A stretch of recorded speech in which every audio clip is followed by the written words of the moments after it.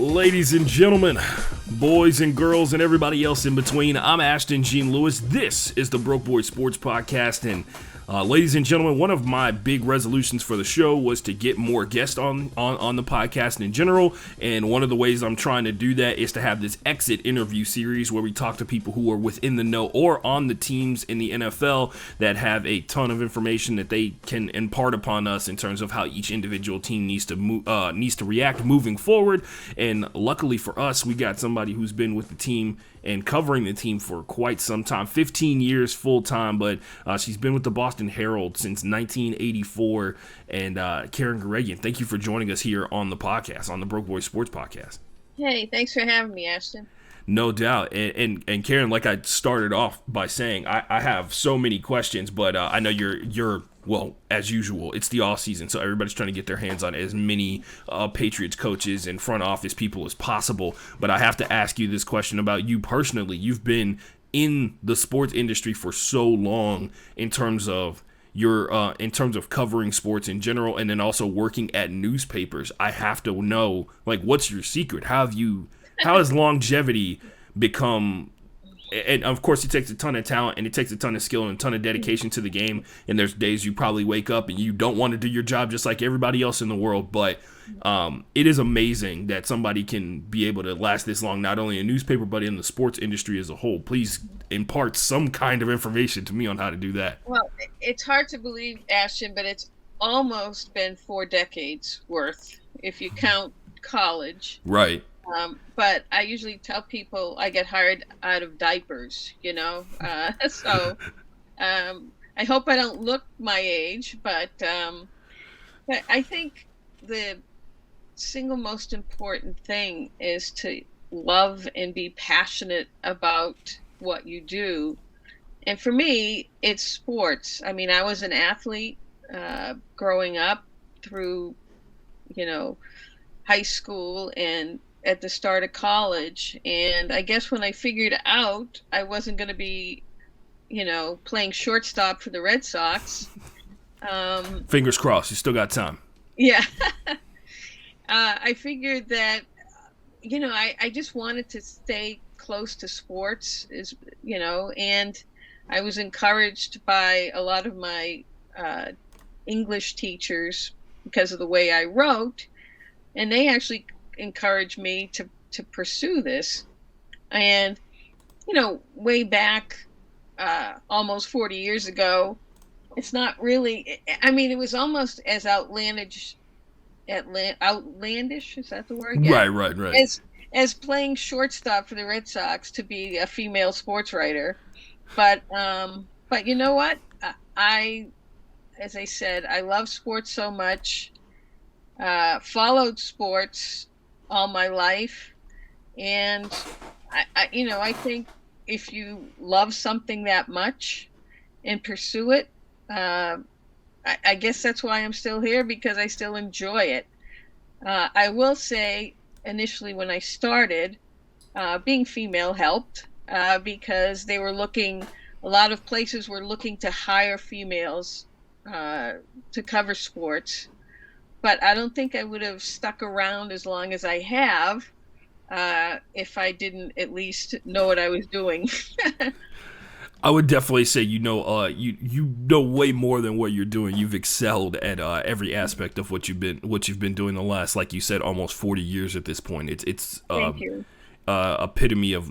I mean, I'd be happy to have half the career you've had, but. I will. We another thing to talk about, like you were mentioning women in sports and everything about and everything to go along with it. You also mentioned skill, and I had to ask, like, after all these years, something has had to develop for you as a writer. What do you feel like has changed the most for your writing skill as a whole?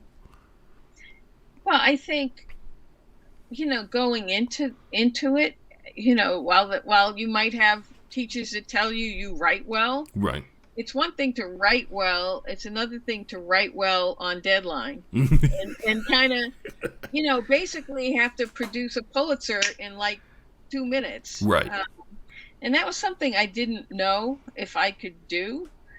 But I went to Northeastern University, and they had a co-op program there where it was like a 5-year, you get your degree in 5 years, but within the context of those 5 years, they would send you on co-op jobs, and they would try and place you in jobs where your career was oriented. Right. And so I got to actually work at a newspaper for basically 3.5, 4 years before I even got out of college. So I learned the ropes at that paper. I learned if I could write fast and it be in English. But I also learned if I, liked it, and I found out very quickly I loved it. I loved the adrenaline rush of covering something and then like turning it around in 2 minutes. Right. Plus, ultimately I love being at sporting events and covering sporting events. No doubt. But, in this business, it's not just a matter of can you write, do you understand the sport? Do you know what questions to ask? And, prior to the pandemic, can you form relationships with the athletes? There's so much that goes into it. Anyway. No doubt. No, and that's a part. It's so strange because you think about writers and you don't think about like the social aspect of it, because like you said, you have to develop a relationship with the athletes to be able to get genuine answers out of them, because there's you get to the certain point of the season where they can't give you the same generic answer they've been given at the beginning of the year, and they kind of slip up and they give you a little bit of who they are as a person and all that kind of stuff like that. So yeah, it's kind of about building trust, right?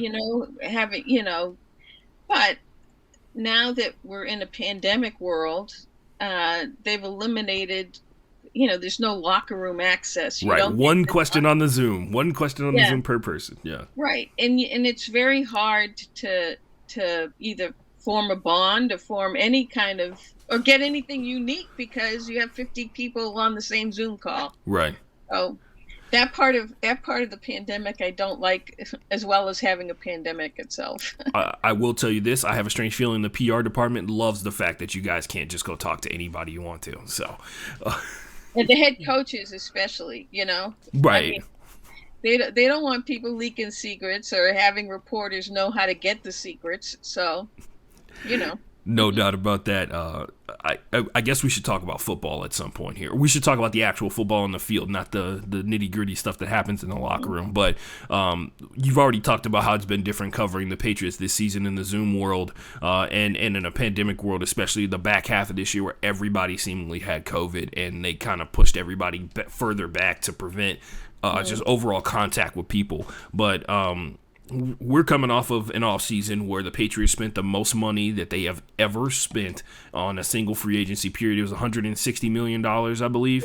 Guaranteed. Yeah. Guaranteed money. Much more non-guaranteed, but you look at the guaranteed number. Yeah. Right, because even, you know how it goes. Even the guaranteed money is not necessarily guaranteed. But yeah, I have to ask. I read your article about what you feel like the team needs to improve on, and there was a lot of position breakdowns on the positions that you want to improve on.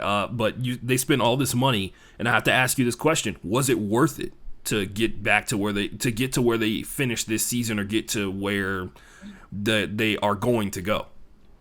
Well, let me go back to after the previous season. Okay. Right. I think they discovered they had a lot more holes to fill than they might have imagined. Right.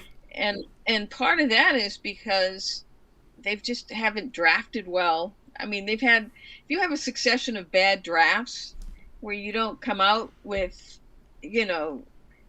talent to replenish the talent. And that usually is because they're picking the 32nd pick of every single round.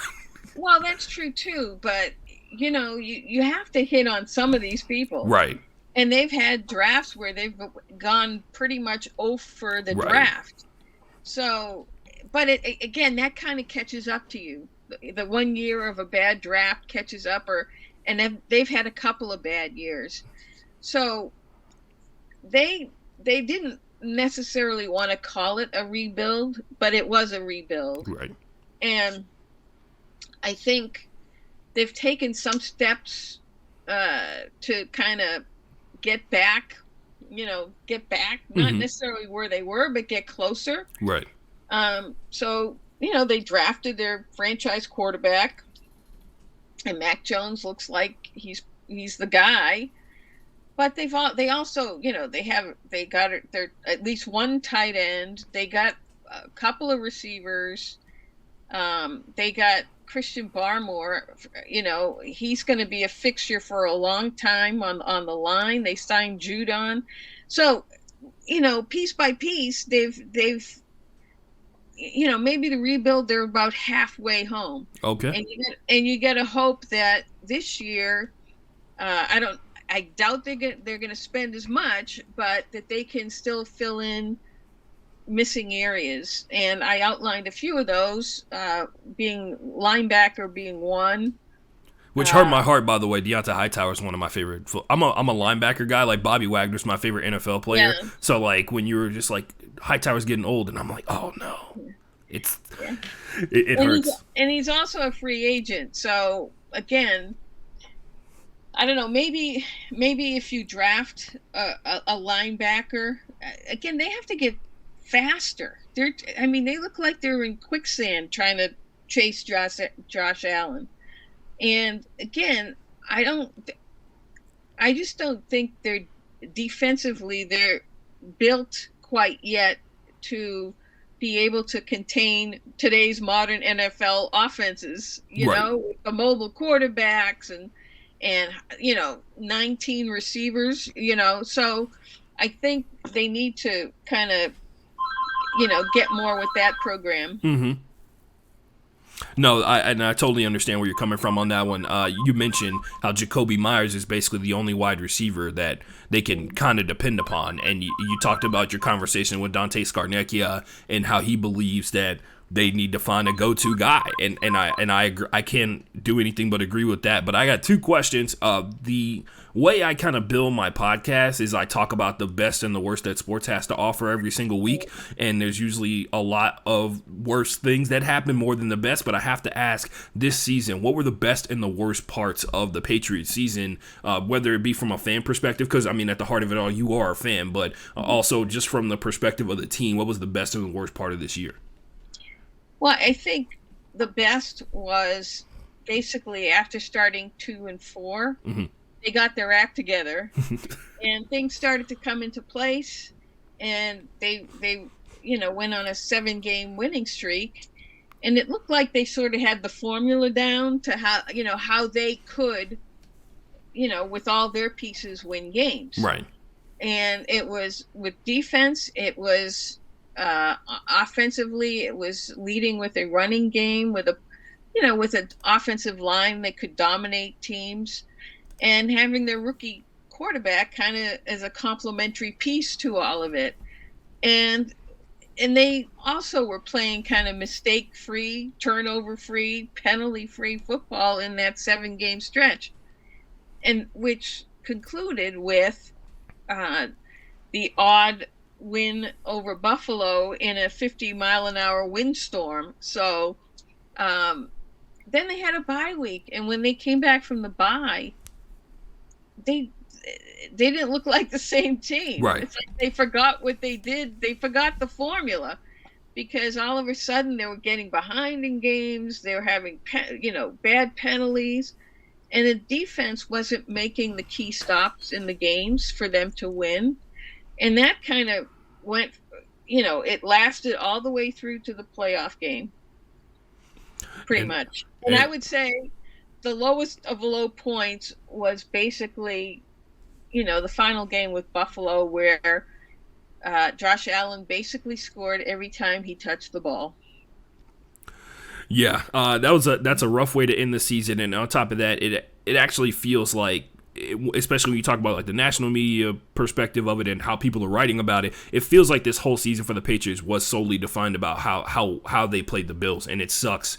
Like as an organization and as a player and as a person who's like a fan of the team or a person who's a fan of football, to sit back and be like, we played an 18-game season and people only want to talk about the 3 times that we played these one group of guys. You know, we had a lot of wins, we had a lot of good things that happened, but people only want to talk about when we played Josh Allen and the Buffalo Bills, and it's rough. Because it was kind of humiliating how they right, lost. Exactly. It was defining. And if you take the step back, you know, look how long it takes some teams to find a quarterback, and the Patriots seem to be able to do it. You know, they did draft Garoppolo way back when. They did draft Jacoby Brissett way back when. They drafted Tom Brady. So, you know, they've got half the battle won by having a quarterback in place, you know, who is you're gonna ride into the future. Then the next part of it is, you know, getting the parts around him. Right. And as I said, they made progress in that area with, you know, draft picks, whether it was Christian Barmore, Ramondre Stevenson, and free agent signings, whether it was Matthew Judon or Hunter Henry. So they've nibbled away at it, you know, the rebuild, but I think they need more. No doubt about that. Don't we all? As a Texans fan, don't we all need more out of all the players on our roster?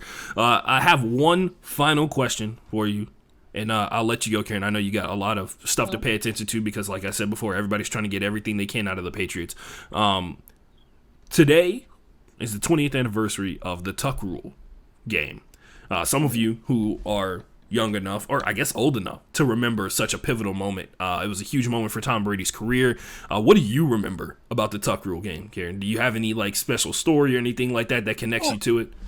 Well, that was not in the new stadium. That was in the old, bucket of bolts, that stadium. But in those days, they used to like bring the media down with 5 or so minutes to play, and in order to get to the locker room, we would basically pause in the back of the, you know, far end zone, and basically stand there till the game was over, and then proceed toward the locker room. So I was literally standing in the end zone behind Adam Vinatieri when he kicked that ridiculous 48-yard field goal through the blizzard. Wow. And, you know, we all saw it go up, but and then you didn't see it. And all you saw after that were, you know, the referees. It was good. And it was like, holy cow. And then he kicked the game winner right into us. But that was just remarkable. The Tuck Rule was remarkable. And at the time, of course, the Raiders had a legitimate beef, but guess what? They still had chances to win that game and didn't. There you go. And you can hear my phone ringing off the hook too. So no, she's very, very busy. She needs to go. I just want to say it's got to be amazing to witness that firsthand as a sports fan who got into the game because of that. But thank you so much, Karen, for coming on the show. Karen Guregian of the Boston Herald. You see her Twitter account there. Make sure you go follow her. And then, of course, do you need to plug anything else, Karen? No. You can follow me at the Boston Herald. But I also want to wish you the best of luck, Ashton. And anything I can do to help you, don't be afraid to reach out. Thank you very much, Karen. I really appreciate that. And I'll let you go. Oh, man, that was a great way this is a great start to my day. Thank you so much. Thank you very much, Karen. Bye. Have a good one.